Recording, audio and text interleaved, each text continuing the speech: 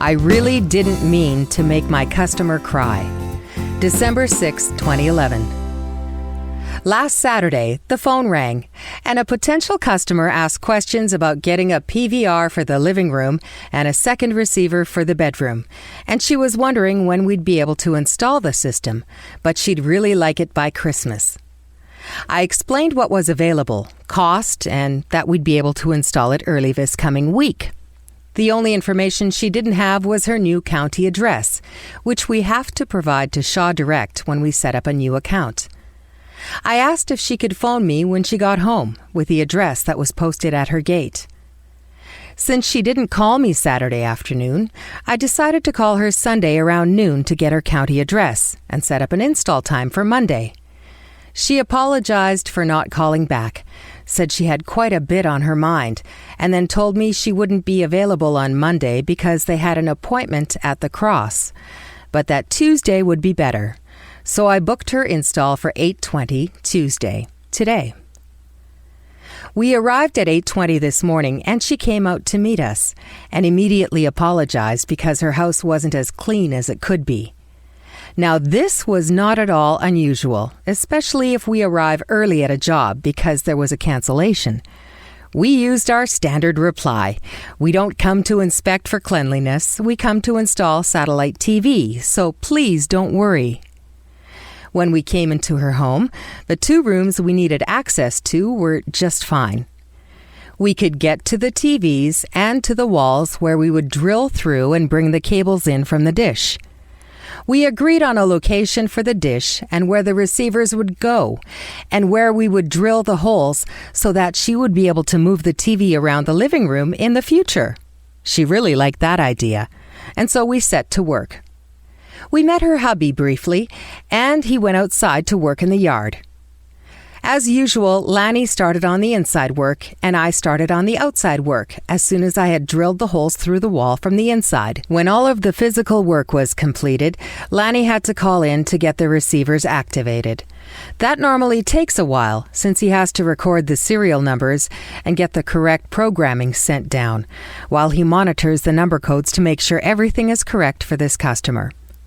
That gave me a bit of free time, so I approached the customer and casually said, "On Sunday, you told me you had an appointment on Monday at the Cross Clinic. Do you want to share what's happening in your life?" I guess I approached the subject correctly, because she told me that her hubby had been diagnosed with cancer 2 years ago and had been given 6 months to live. They had made many trips to the Cross Cancer Clinic, and they ran into a lot of hassles, especially once he outlived the 6-month prognosis. She felt that they had not been treated fairly after that, since he should have been dead by now, and that any further treatment was not really worthwhile.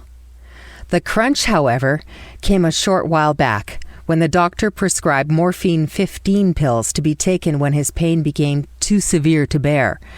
When she went to a drugstore, the pharmacist refused to give her morphine 15 pills, but would give her only morphine 5 pills. This was at the end of a very long day of tests and treatments for her hubby, and she said she was getting really tired. She also told me, "You know what? I probably didn't look my best, since I had been stressed about all that was going on in our lives.